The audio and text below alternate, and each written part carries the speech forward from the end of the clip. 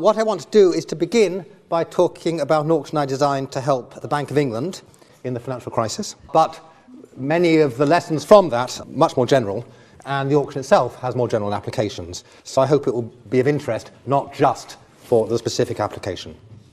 So, those of you who are British at least may remember that we got the financial crisis first. We got a year before anybody else did, because in September 2007 we had a bank run, the first bank run we'd had in the UK for I think 140 years. There were people queuing around the blocks trying to get their money out, so this was a political crisis as well as an economic crisis. And so the Bank of England urgently wanted to get money out to the commercial banks and building societies who needed it. The complication was that the Bank of England had always been lending money to the commercial banks, but prior to the crisis, if you wanted to borrow money from the Bank of England, you had to give them collateral. You had to give them something like UK or US government bonds, which they would hold until you paid your debts back to them. Just in the same way as if you borrow money from a commercial bank to buy a house, so you take out a mortgage, then the bank actually owns your house, or at least part of your house, until you pay that mortgage back. So that's what the Bank of England did until 2007. But in this crisis, the ones who want to borrow from the Bank of England, these commercial banks, didn't have enough good collateral. They didn't have enough UK or US government bonds or other things that were deemed as equivalent. So the Bank of England was going to be forced to accept so-called toxic assets, mortgage-backed securities and such like instead. And the Bank of England didn't really have a choice but to accept these things if it was going to stem the crisis. But at the very least, it wanted to take higher interest rates from borrowers who were giving inferior collateral as a way of making it clear that they were not encouraging banks to be in this situation. The banks should invest in safer assets and not rely on simply being able to borrow from the Bank of England based upon these toxic assets. So the question the Bank of England had was, which banks should get loans, what interest rates should they pay, which collaterals should individual commercial banks give in return for the loans. So that was September 2007, and I got a phone call from the Governor of the Bank of England saying, could I help? Almost exactly 1 year later, the financial crisis did come to everyone else. We had Lehman's collapse, and in the first few days of that, the Secretary of the Treasury went in front of Congress saying, can you please give me $700 billion to spend, because I think the way forward is to buy these toxic assets from the banking sector. And while he was testifying in front of Congress, his officials were calling me and calling other people saying, how should we spend this money when we've got it? So his problem was, which banks should he be buying assets from? What should those assets be? What prices should he be paying? So it's exactly the reverse problem, really. It's the same problem with a minus sign in front. You know, the Bank of England is deciding who to lend money to, who to give loans to, who to sell loans to, and the US Treasury is deciding who to buy assets from. So, two symmetric problems. You might ask, why is the government involved anyway? Well, an important aspect of the financial crisis is that people became reluctant to trade with each other. People didn't know who they could trust as financially sound and who was unsafe to trade with. So the ordinary markets became much less liquid. The ordinary markets broke down, essentially. And if ordinary markets fail, what do? You create artificial markets. And an auction is just an artificial market. So my job was to help create artificial markets, to design these artificial markets. So the Bank of England, the US Treasury, and many others, in other contexts, will be in situations where they want to buy or sell many types of objects to create an artificial market to trade many types of objects. In the case of the Bank of England, to sell many types of loans and money in return for interest rates. And ideally, you want to do this in a single auction. Why do I say that? Well, imagine that you might want a piece of fruit for tea today. You might want an apple or a banana. You might prefer apples to bananas, but there's a limit to how much more you'd pay for the apple than the banana. So you'd really like to see the prices of apples and bananas first. So you don't want to have to guess whether to compete in an auction for apples or compete in an auction for bananas. You would ideally like to be able to, in some way, express your preferences between the two and get whichever is better value for you. So it'll be more efficient if we can run a single auction that allows people to express their preferences between goods. It'll also be better for the seller. If I am the grocer, I would like to know what demand is before I decide how many apples to sell and how many bananas to sell. If I have to set two separate auctions, decide how many apples to sell in this auction, how many bananas to sell in that auction, that is less efficient than if I can somehow get the information from the market about whether people are more interested in apples or bananas today, and then decide how many apples and bananas to sell.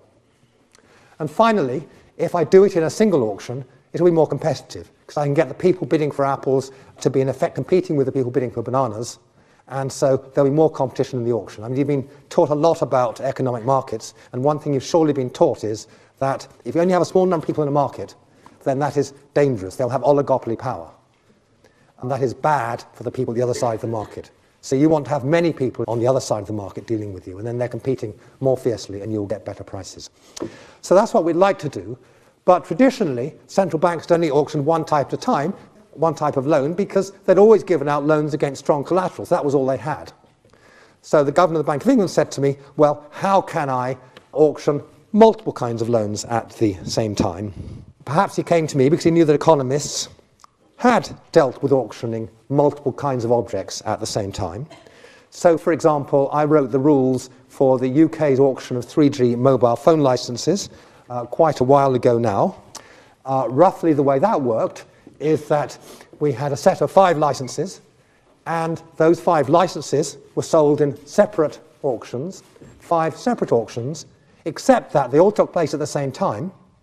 The prices are rising on each of the licenses at the same time, and people can switch between the different auctions. If the price gets very high on one license, you switch to bidding on another license. And so you run all these auctions at the same time, and no auction closes until no one wants to bid again. And you can see that that is going to be a reasonably efficient system, because people will switch backwards and forwards between the auctions, and at the end of the day, since things will keep on going until no one wants to change, everyone will be getting what's best for them, given the final prices. So indeed, we can prove mathematically, under some conditions that roughly applied in this auction that I designed, that the simultaneous multiple round auction achieves an efficient outcome. It is also true that, as I've just said, everyone will get the same that they would have chosen if they'd known the final prices in advance and simply specified what they wanted to buy based on those prices, which might, of course, be buy nothing based on the final prices. And it also raised lots of money, which was very nice. So the UK auction raised 22 billion, which was quite a lot of money. It was, I think, more than 2% of GDP in a single auction. So the UK Treasury is still pleased to see me when I come and talk to them. And that's also actually probably why the governor of the Bank of England thought I might be some use to him. But this kind of auction, nice though it was in that context, isn't always going to be ideal. Why didn't we use it? Several reasons. First of all, the way that auction worked was that we pre-specified precisely what we were going to sell, 2 large licenses and 3 small licenses, 5 in all. We couldn't say, well, depending upon the bids, we might switch to 6 small licenses or to 4 large licenses. We couldn't re-carve up the product. The Bank of England wanted how many loans against strong collateral and how many loans against weak collateral to depend upon the information in the market, how desperate people were to give inferior collateral. They didn't really want to have to take any loans against bad collateral. They knew they'd have to take some. They would take more if people were prepared to pay more to give bad collateral, and how many loans they're prepared to give out against bad collateral would depend on how much more people were prepared to pay. So the Bank of England wanted the quantity of the different types of goods they were selling to depend upon the bidding information, if at all possible. Second problem with the auction that we ran for the 3G auction, or would have been a problem in this context, is that that auction took 7 weeks, so that people could see what was happening on the 5 licenses and move between them as they wished. If you're facing bank runs, you haven't really got 7 weeks to run an auction. You've got to move a lot faster. So you want an auction which ideally is of the form, everybody makes a bid which gives them information about themselves, and then you determine immediately, instantaneously, what the outcome is. Moreover, although the UK auction satisfied the conditions of the theorem that we have, in not all circumstances will they work well. A problem with a multi-stage auction is that bidders can watch what other bidders are doing. You cannot just be making your own choice about where to be bidding up or not be bidding, but you can watch what other people are doing, and they can watch you, and that allows you to work out together how to collude, perhaps, and get better prices for everyone, or it might allow you to predate upon another bidder. So we can talk more about those issues later if you want to. I'm simply going to say that in those circumstances, we wanted something different. So I developed a new auction, a so-called product mix auction. And since the context is very different, we should think about things a bit differently. Auction design always needs to be tailored to the specific context you are working in. And as I've just said, an auction is just a market. It's an artificial market, and so the standard economics of market supplies, all the stuff that you've been taught about by your excellent teachers in the last few weeks, will apply to thinking about auctions. If you are thinking about a spectrum auction, you are probably thinking about an oligopolistic situation, because typically you've got a small number of mobile phone companies competing in a market, and so when they're competing for consumers, you've got an oligopoly. And when they're competing for more spectrum, you've got an oligopsony, a small number of bidders. And so you should be thinking about the kind of things that you've been taught about whether firms can collude, whether firms can deter entry from other firms. You should be thinking about oligopolistic issues, and probably you should be using game theoretic models, thinking about this as a game, using the insights from game theory. But in other contexts, that would be less appropriate. If you have more bidders, and/or easier entry, then a competitive model, a model with free entry and competitive markets, might be more useful. And so in the case in which I was dealing with, many people had the right and the ability to bid in the Bank of England's auction, so it seemed more appropriate to start out by thinking about a competitive model. Of course, it's still true that you've got to worry about various kinds of manipulative behavior. That will still be important with a large number of bidders. But conversely, even when you've got only a small number of bidders, the kinds of things that game theory worries about, the strategic behavior that you've seen in standard non-cooperative game theory, may not be the first order issue. And a competitive model is usually, well, not always, but often a simpler model to work with. It's easier to see what the equilibrium will be. And so I've been developing auctions based upon competitive behavior as a starting assumption, and that allows me to focus better, I think, on other things that really matter in auction design. And auctions based upon the competitive assumption will surely work well with large numbers, or should be able to work well with large numbers, and may also work well with smaller numbers too. So that was how I started in the design of the product mix auction. And the idea is really exceedingly simple. We simply ask everybody, the auctioneer and the bidders, to say, what are your preferences? What do you want? How much are you prepared to pay for things? What are your trade-offs between different goods? And given all your preferences, we will then find the competitive equilibrium. We're just going to intersect demand and supply, in effect. It's going to be a bit more complicated. It's got multiple goods. But that, in effect, is what we're going to be doing. And you have been taught, I'm sure, about how beautiful competitive equilibrium is, and in particular it has some beautiful attributes. If people think of themselves as unable to affect the prices in the market, then they can simply go along and accept the market prices. They can, in effect, tell the truth about what their values are, and simply buy if the price is less than their value and not if the price is more than their value.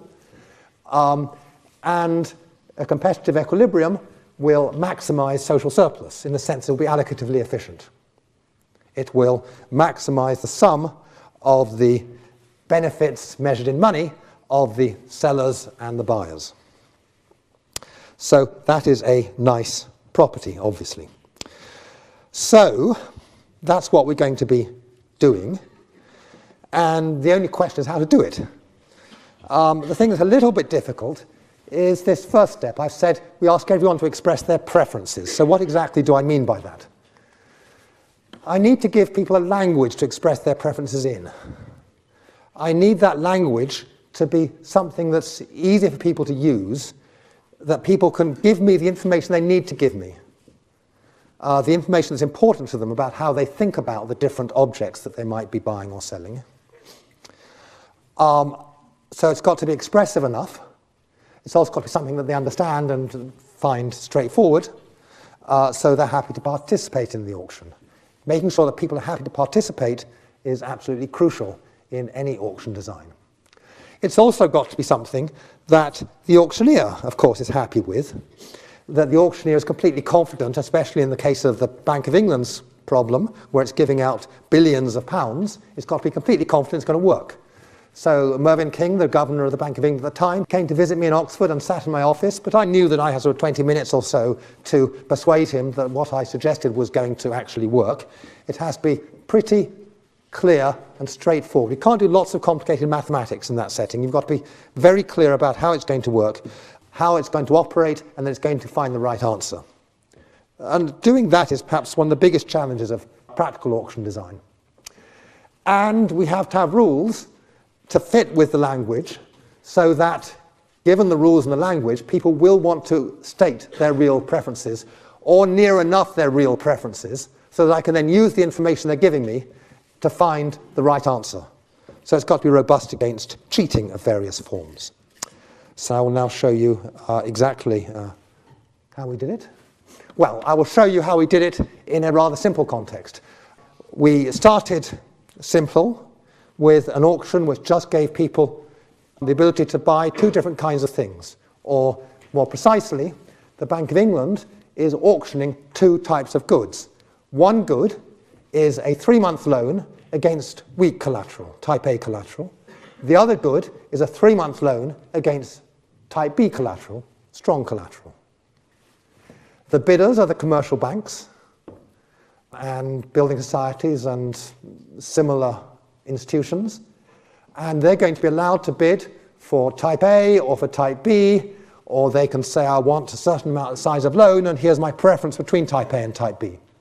In the simplest auctions that we ran to begin with, the Bank of England would say, we're going to allocate 5 billion in total in loans. So that's how we started. Once the Bank of England was comfortable everything was working well, and similarly bidders were comfortable with everything, we were able to move to more complex settings. So we now allow more types of loans of different durations, and we make the amount of money that we give out something that also depends upon the bidding. Not just how much we give to A and B to depend on the bidding, but also how much we give out in total to depend upon the bidding. But to begin with, we start simple, because with just two goods, I can express everything in simple pictures and simple graphs, so everyone can see what's going on. And rather than saying type A collateral and type B collateral, I'm going to talk about apples and bananas because it's shorter and quicker, and I can think about it more clearly. So I'm going to go back to my example of bidding for pieces of fruit for tea. So here is an example of a bid by someone who wants just a single piece of fruit. This bid says, I am willing to pay up to 60 pence for an apple. I have no interest in a banana. The price I'm bidding for a banana is 0. That is my preference. If the price is more than 60 pence, I don't want anything for tea. So this is like a limit order, saying I'd like to buy if the price is less than 60 pence. So this is the simplest kind of bid I could make in this kind of auction. But the point of this auction is to allow people to express more interesting preferences. So, for example, somebody might say, I want a piece of fruit, only one piece of fruit. I really don't want to have two pieces of fruit for tea. I have no interest in that. I don't want to buy both an apple and a banana. But if apples are too much more expensive than bananas, I'd rather have a banana. In fact, if apples weren't even available, I'd pay up to 50 pence for a banana. And so I can represent the preferences in that case like this. And what that tells you is that clearly if prices are very high for both apples and bananas, you don't want to buy anything. If prices are low for bananas but high for apples, you want to buy a banana. If they are high for bananas but low for apples, you want to buy an apple. Based on what I've shown you so far, it's kind of ambiguous what you might want to do here, because you'll be willing to take either piece of fruit if prices are less than 50 for the banana and less than 60 for the apple. But the natural assumption is, if that is the bid, that you would rather have the apple if it was not more than 10 pence more expensive than the banana, because you're valuing the apple at 60 and the banana at 10 pence less. So that's the natural assumption, and that simply divides up space with a diagonal line at 45 degrees that I've shown. So we've now got the three regions that show what you would like to buy as a function of the prices.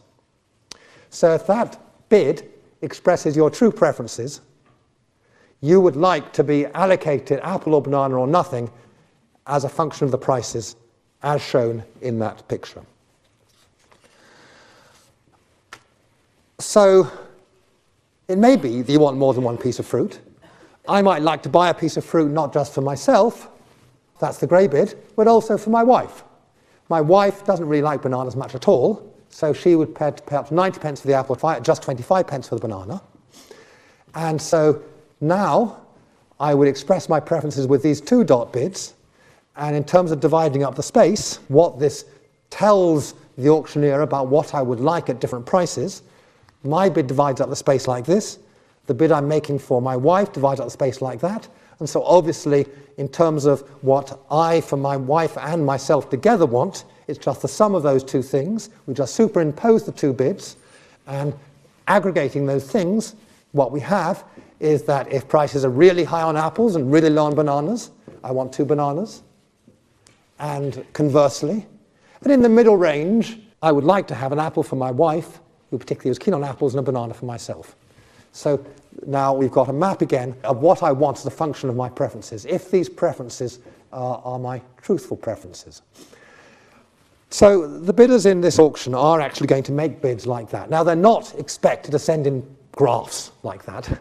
What they do is they send in a list of points. So the list of points in this case would be the lower down bid is 90, 25, 1. In other words, I'm prepared to pay up for 90 an apple, up to 25 banana for one piece of fruit. And the second bid, which is 60, 50, 1. And so this is my bidding language. Bidders can make as many bids as they want. What's important and very helpful is that from the auctioneer's point of view, it doesn't really matter whether bids are made by the same bidder or by different bidders. The auction's going to treat them in the same way. So from the auctioneer's point of view, he will simply collect up all the bids. And so this is an example that was given to me by the banking staff, central bank staff, to work with and to test the auction that I was going to design for them. And so each bid here expresses a pair of prices and also a total quantity.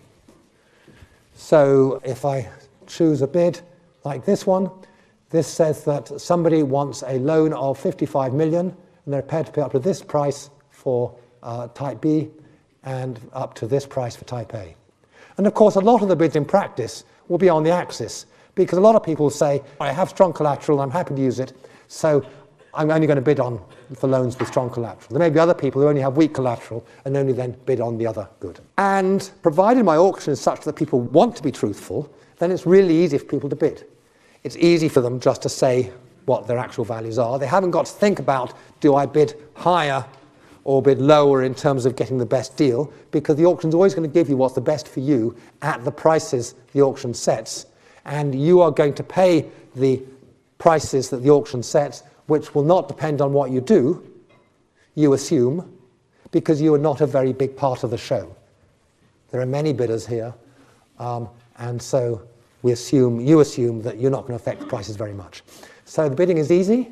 The bidding is also informative. The Bank of England can also look at all the bids and learn what is happening in the market. How stressed are things today? And the Bank of England then look at all these bids and will choose the prices that give the best possible allocation. When I say best possible allocation, from the Bank of England's point of view, it actually said we're going to maximise the social surplus, we're going to be allocatively efficient, maximise the sum of the benefits to the buyers and the sellers. It could have done something else. It could have chosen a way of choosing prices that maximised its profits. I mean, I helped the government of Iceland design an auction that would maximise the Icelandic government's profits. but this is what the Bank of England wants to do. And so it will then, let's say, set the prices to meet its objectives, and every bidder pays the same prices. Everyone who wins an apple pays the same price for apples. Anyone who wins a banana or multiple nut bananas pays the same price for bananas. So the only thing that's a little bit tricky, perhaps, is thinking about how we choose those prices. So here is our example. That was the universe of all bids. The auctioneer gets to choose the prices, and then it will allocate to each bid whatever's best for the bid at the price. So what prices is it going to choose? And this took me a little bit longer to explain to the banking staff. Not very long. I sat down with each deputy governor independently, and it took half an hour to 40 minutes just to go through exactly how this works. Again, it's really important that I just use a series of simple graphs to show precisely how everything's going to work out. Nothing complicated or sophisticated. I'm not going to go through this in detail today because I don't want to spend half an hour or 40 minutes. But the principle is actually not very hard. First of all, the bank decides how much to allocate. And so in the example here, I think I actually thought of the bank deciding to allocate 2.5 billion. And if it allocates 2.5 billion, it has some options. Whatever price it chooses, it's then going to have to allocate what's best for the bidders. So it can either choose, for example, a really high price on good B, in which case it's going to be allocating apples, because no one's going to want good B. But if the price is low enough on apples, it can allocate the amount it wants to allocate. Or alternatively, it can choose a really low price on B and a really high price on A. And there's going to be a trade-off between the two. And we can work out the set of points that are valid points that would guarantee that we allocate exactly the amount we want to allocate, given that we will give to people what is best for them if they have revealed their preferences accurately. So the bank simply has to choose among the points that are in blue, among the points on the blue jagged line. The thing that's slightly harder is that the bank doesn't really know how to choose between those points easily, because the bank doesn't think about its preferences in this kind of way. The way the bank thinks about its preferences is something more like this. It says, I didn't really want to allocate any of type A, which is the loan where people are giving me this mortgage-backed security, toxic asset stuff, but I'm willing to allocate some if I get a higher price for it, that is a higher interest rate, and the higher the price relative to the price on type B, the more I'm willing to allocate. So the Bank of England has some kind of preference function, which is an upward sloping function, which says I'll allocate more of type A if the relative price of type A is higher. And of course, those preferences, they keep them confidential, but it's going to be a matter of trading off your willingness to subsidize banks to prevent failure and the crisis that that might then lead to, versus the moral hazard that if you make it, if you allocate lots of money against inferior collateral, the banks will feel they can just hold inferior collateral. So to avoid moral hazard, you want a steeper supply function, but not so steep that you're going to have bank failures. Okay, so they think about that. That's above my pay grade. My job is just to say, given their supply function, how should they operate this auction?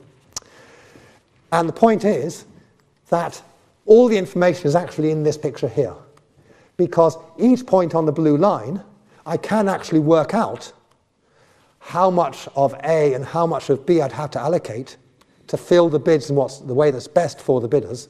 And so I can take the information from that. Each point on the blue line tells me the difference in the prices and the amount of A that's allocated. I can take that information and therefore work out what is in effect a demand curve. It's really a relative demand curve. It's saying, given I want to allocate 2.5 billion,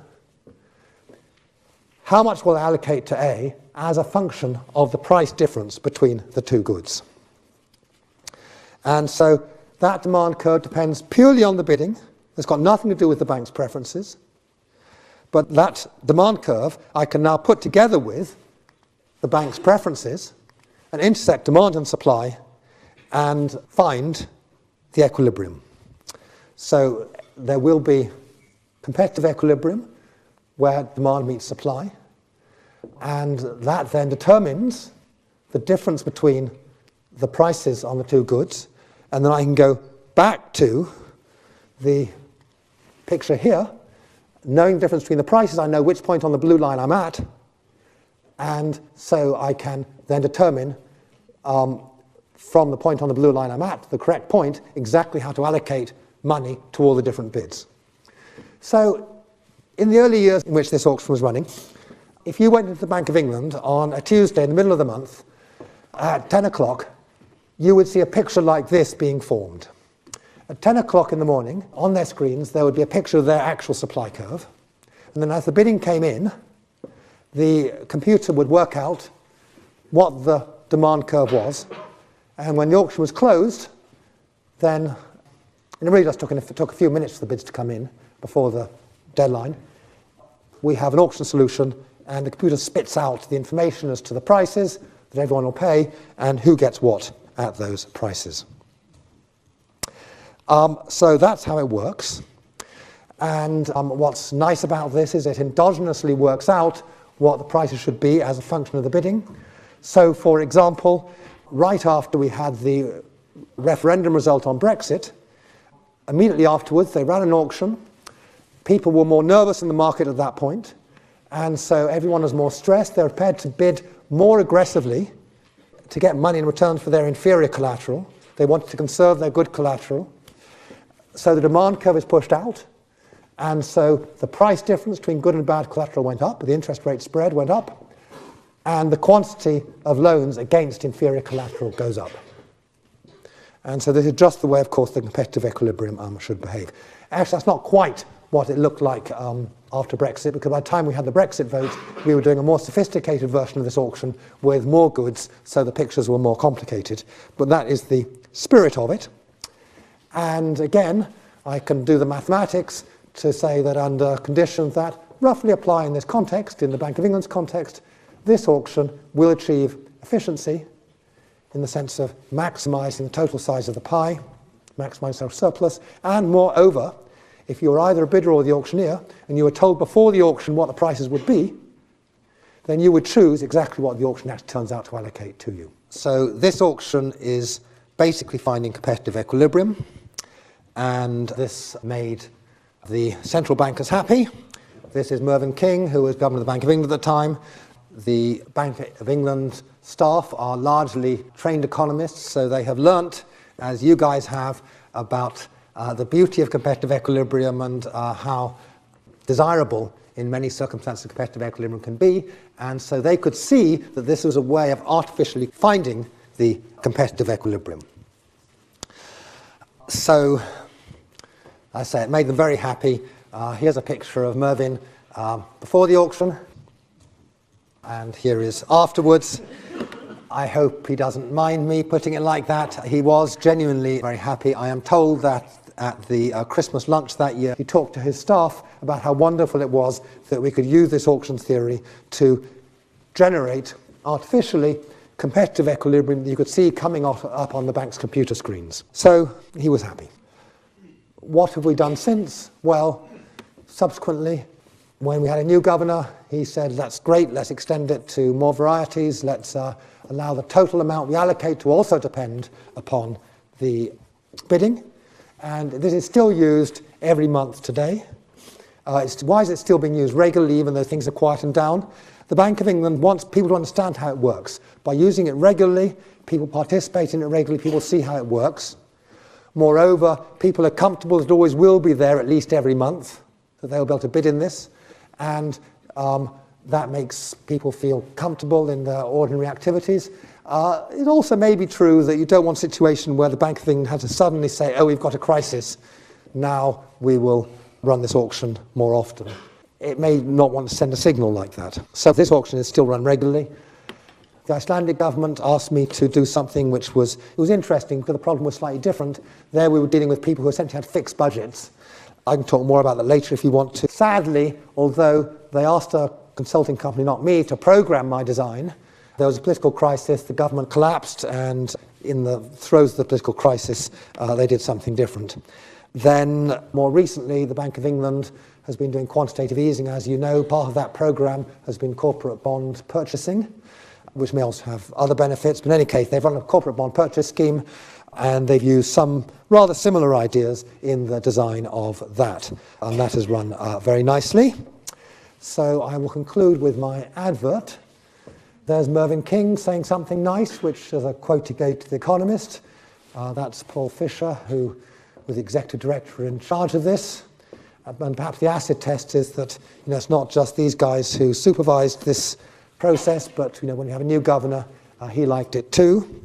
And whilst it's being used in financial applications at the moment, the same principle should apply much more broadly. For example, you mentioned the electricity market, and the government is worried about the electricity market at the moment. One thing that the government does at the moment is it's worried about the amount of capacity, so it gives people subsidies in return for building capacity. And that capacity might be nuclear, it might be wind, it might be solar, it might be gas, it might be tidal. All these different kinds of things. And the reason is the government doesn't just care about the cost. It also cares about a renewables target, at least as long as it's in the EU. It cares and will continue to care about CO2 emissions.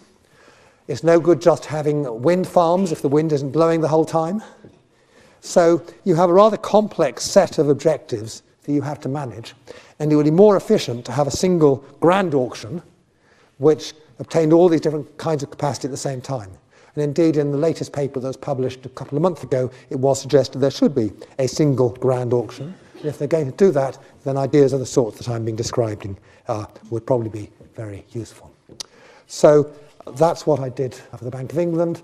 That's why I think it has much more general application. I would be delighted to take questions about that, and then perhaps we'll start with questions about that and take questions more generally after that. Thank you.